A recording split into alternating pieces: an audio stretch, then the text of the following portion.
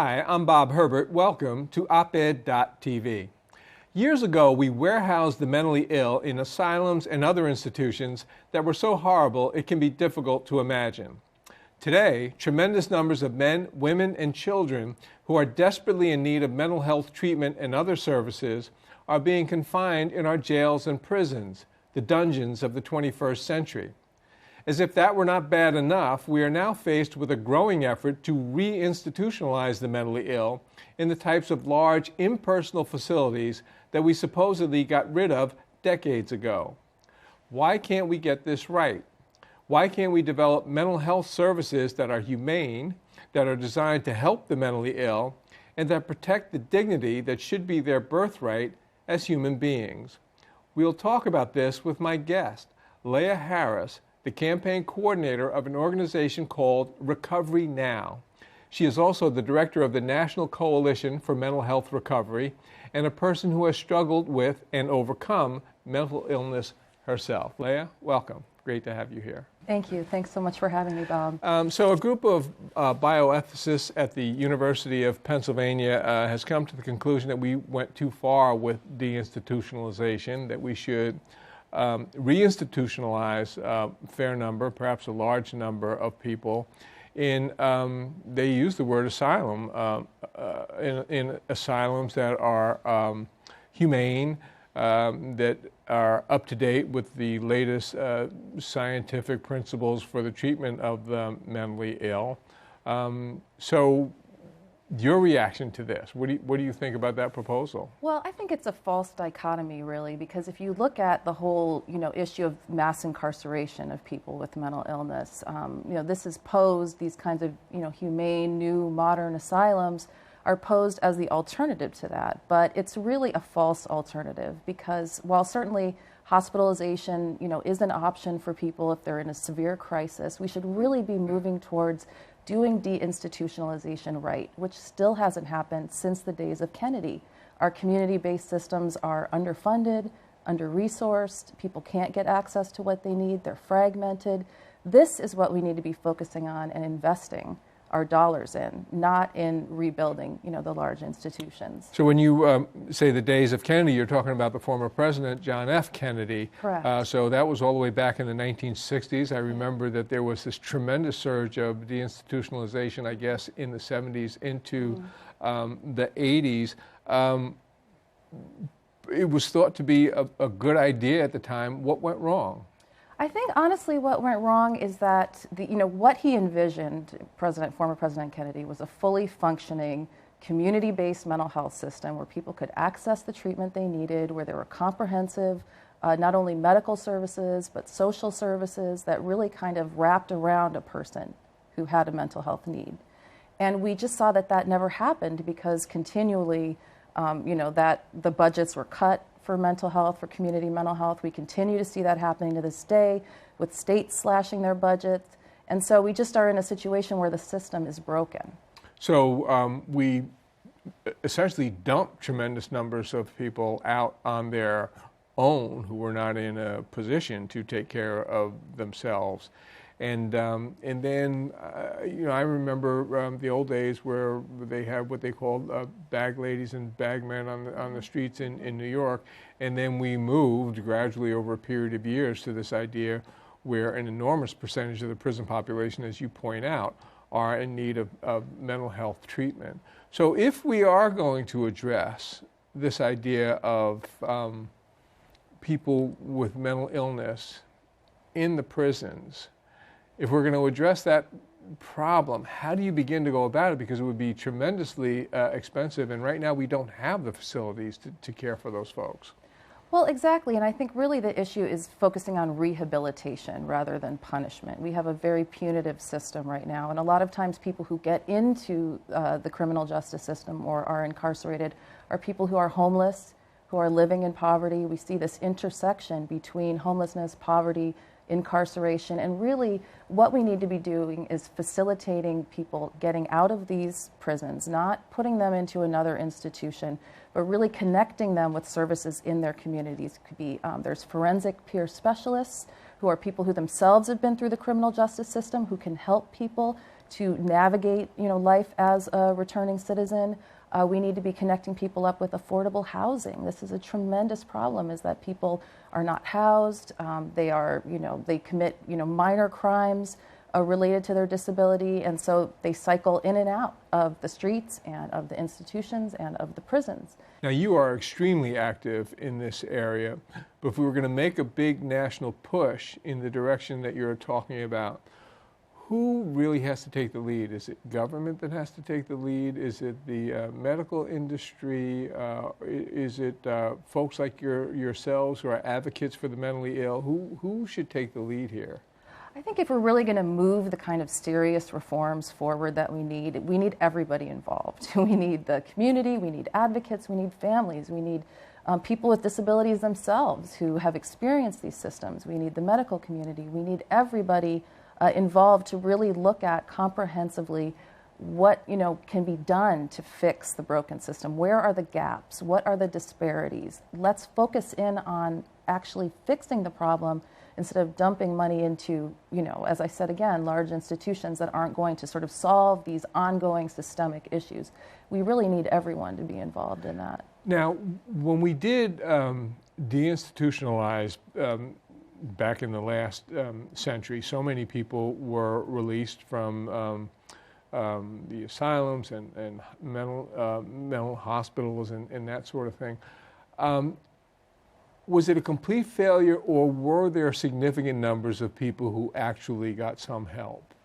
Well, I think what happened is that people were, in the past, once you ended up in an institution, you ended up in there for life, pretty much, with some exceptions. But with deinstitutionalization, we just started to see a lot more of cycling in and out of institutions, in and out of the streets, in and out of, just different forms of whether homelessness or institutionalization. And I think really the issue is that there weren't those kinds of community supports in place because it was so underfunded, the system. So I can say, for example, my mother was a person with a severe mental illness, and she could have herself been homeless if it was not for our family. So she did have a place to live, but she constantly cycled in and out of the hospital. She was in and out of crisis. And I think that's really what we see going on, even today, is that we don't have the supports in place to prevent crisis in the beginning. Yeah. One of the things that I've noticed is that the mentally ill are often demonized as violent, and in fact, the tendency is to believe that they are more violent than the population as a whole. This is not accurate, but can you talk about that a little bit? Well, and that is really one of the reasons that we created Recovery Now, is that out of, the mass shootings that have really traumatized our nation, we've seen an unprecedented level of demonization, and I would even go so far as to say scapegoating of people with serious mental health conditions. And this is really the absolutely wrong way to go, because it actually increases stigma, it increases discrimination, it makes the problem worse. I think we really need to understand that people living with psychiatric disabilities are people just like us. They're actually more likely to be the victims of a violent crime than the perpetrator. And I think that is something that we don't hear much in the media. We also don't hear the stories of recovery. Of people who had, extreme problems, extreme substance abuse and mental health problems. And because they got connected with the right kinds of services and supports and really developed relationships in the community, they were able to get on a track of recovery. And we don't, unfortunately, hear those kinds of stories, which is the hopeful side of this. We always hear, the tragedy. Many people are frightened by the very idea of mental illness. Mm-hmm. There's a tendency to retreat into denial on this issue, but the truth is that an awful lot of people are affected by this or struggling with it in one way or another. And that means like just ordinary people that we run into every day in our families, at the workplace and that sort of thing. Can you talk about how pervasive the problem of mental illness is and what some of the kinds of things people are struggling with? Well, the statistics vary, but we hear anywhere from 1 in 4 to 1 in 5 people will struggle with some kind of a mental health condition in their lifetime. And I think really what we continue to butt up against in our society is that it's taboo to talk about it. There's stigma, there's discrimination. People are afraid to talk about what's happening. They're terrified to disclose these issues in their workplaces, in their universities. We've seen, for example, the cases of students who've come forward at various universities who were perhaps struggling with thoughts of suicide, and the campuses have these kinds of punitive policies where they essentially expel a student who's struggling, rather than working together with the family, with the community, to really get that person into treatment and help them to become on the path of recovery, to be able to continue their studies if that's what they want to do. So there's a lot of fear, there's a lot of sort of silencing. Overall, we tend to react in this country in a more of a punitive way than in a compassionate, empathetic way, and I think that is the primary issue that we need to look at. Now, you, as we mentioned, had to deal with mental illness yourself. When did that emerge? At what age did you become aware of it? And what was your experience like? So I remember struggling for the first time with symptoms when I was about 7 years old. I had experienced a lot of childhood trauma and didn't really know how to process it. I had had a lot of dislocations. As I said, my mother had a severe mental health challenge, and so we were continually in a chaotic situation as she cycled in and out of the hospital. And so eventually I was taken away from her. The courts removed me from her custody. And I just struggled with all of that, the impact of all of that in my 0 to 5 years. So around 7, I started to have symptoms. I remember having suicidal thoughts. By the time I was a teenager, I was actively suicidal. I was in and out of various facilities. I was diagnosed with everything from bipolar disorder to borderline personality disorder.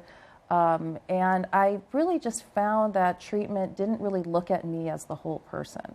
A lot of the times it was just sort of focusing on me as a sick person.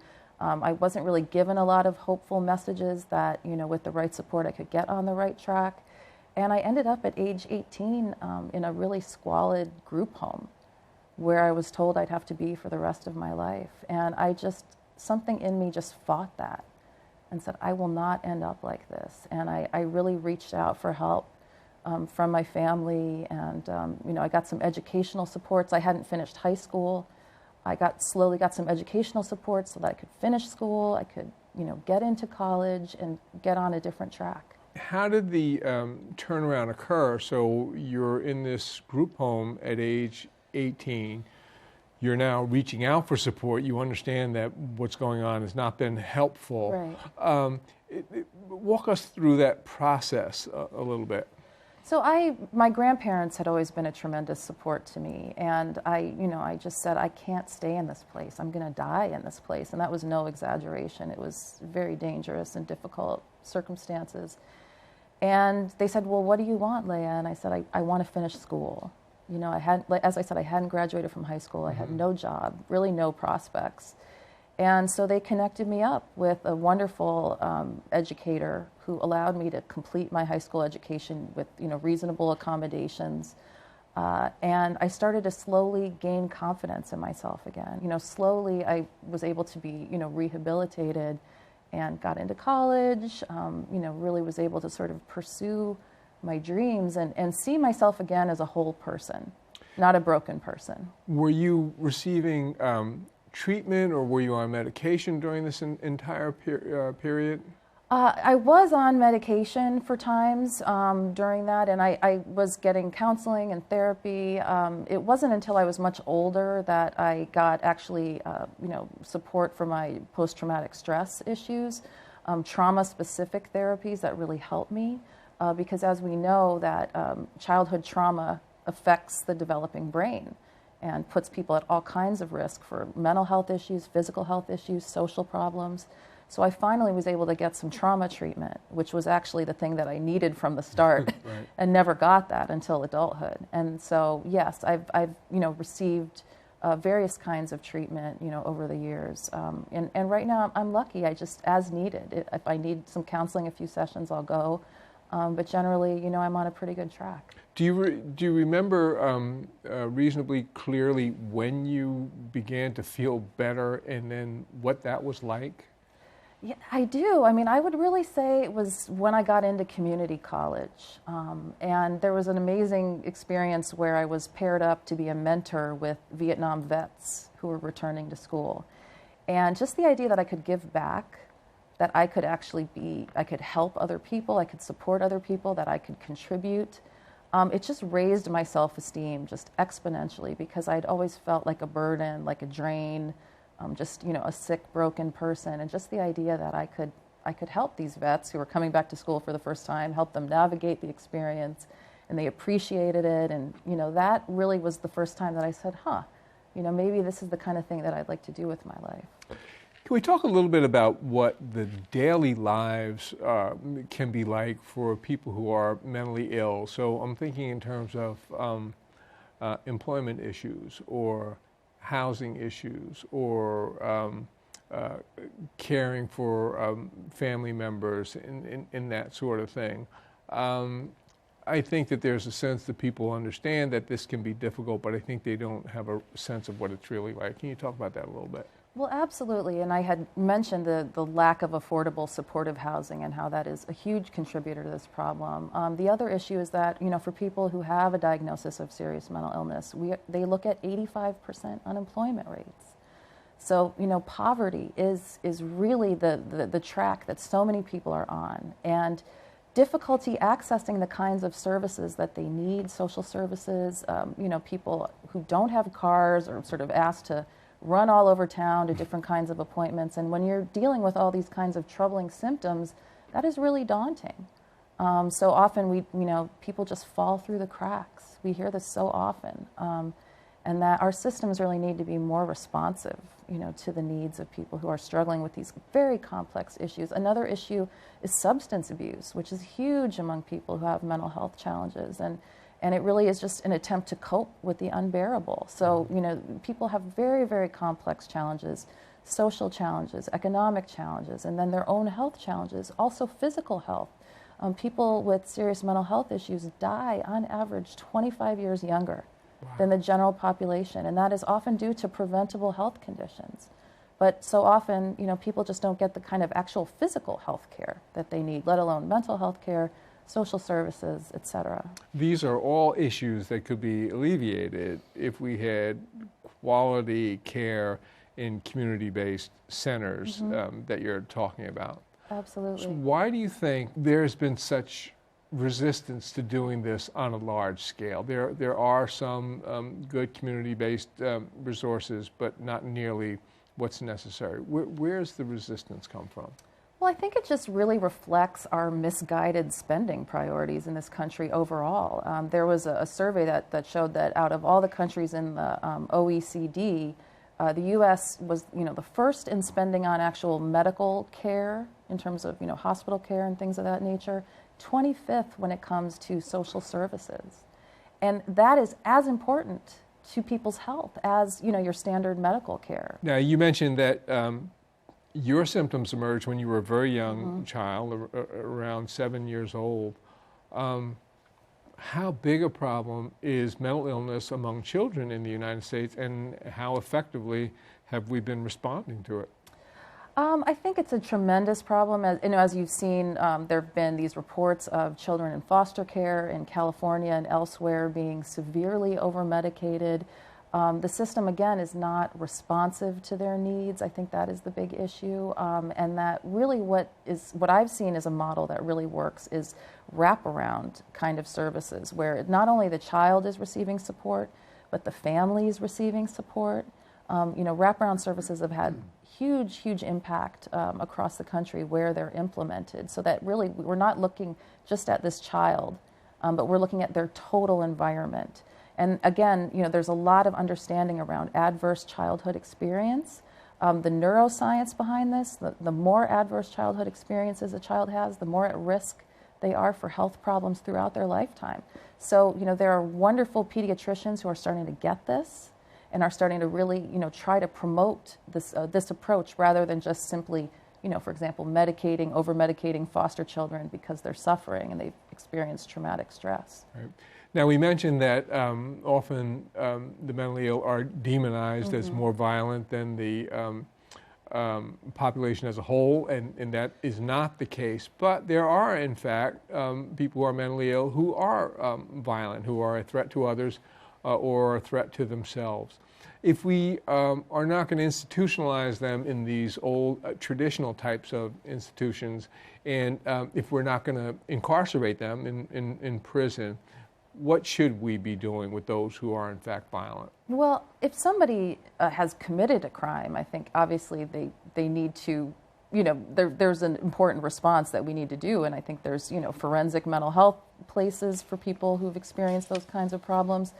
But I think the difficulty is that we cannot predict crime. We can't predict who will become violent. As much as people wish that we could, we cannot. And I think that is the challenge that we face, that we're not going to be able to eliminate all crime. But if we had a good community-based system, I think we could prevent a lot of people from spiraling into those kinds of crises. But again, I just want to emphasize that the people with serious mental health challenges are really responsible for a very, very small fraction of violent crime in this nation, around 4%. We don't have a lot of time left, but there are, in fact, bills being prepared to be introduced in Congress, both in the House and in the Senate, that supposedly are aimed at reforming the mental health system in this country.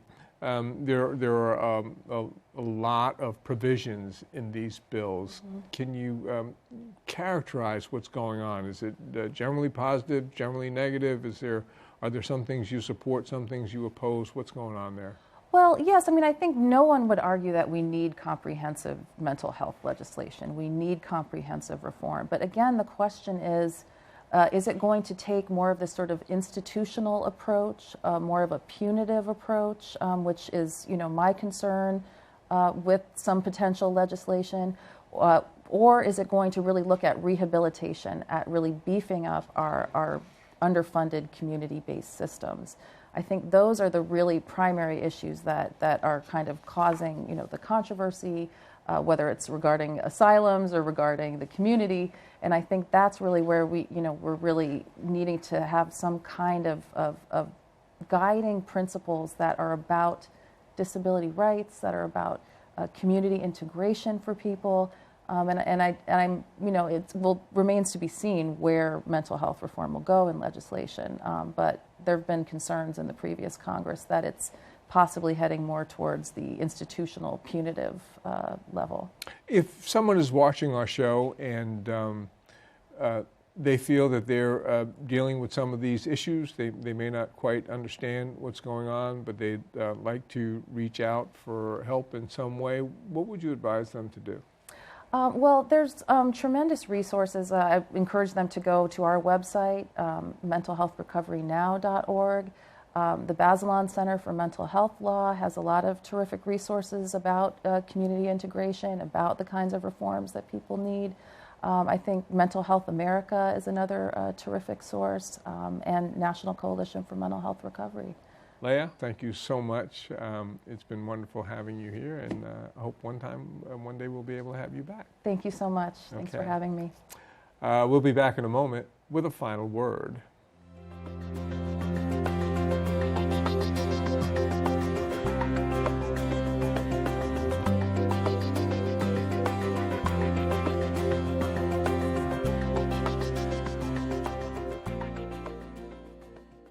I'm not happy with the way the presidential race is shaping up for 2016. This is not about Democrats or Republicans, liberals or conservatives. It's about the fact that the leading contenders at the moment, once again, have the last names Bush and Clinton. Is there some clause in the Constitution that I've overlooked that says there must be a candidate named Bush or Clinton in every presidential election? I remember covering the 1980 campaign in which George H.W. Bush challenged Ronald Reagan for the GOP nomination, then joined Reagan as his vice presidential running mate. How long ago was that? MASH was a big hit on TV. Derek Jeter was 6 years old, and Mark Teixeira, the Yankees' current first baseman, was still in his crib. I remember writing a few years later about Bush, by then the president, being amazed at the incredible newfangled sight of a scanner at a supermarket checkout register. The Clintons hit the scene big time in 1992 when Bill ran for president and won. Who'd he beat? George H.W. Bush, of course. And on, year after year. We had George W. Bush in 2000 and 2004. We had Hillary Clinton running against Barack Obama in 2008. Somehow we had a respite in 2012, but we're paying for it this year with the Bushes and the Clintons double-teaming us once again. Enough already. There are more than 300 million people in the United States, and this is supposed to be a democracy. All of history tells us that dynasties and democracies are incompatible. A much wider choice of serious candidates would be a welcome step toward that quaint notion of a government of, by, and for the people. That's all for now. See you next time.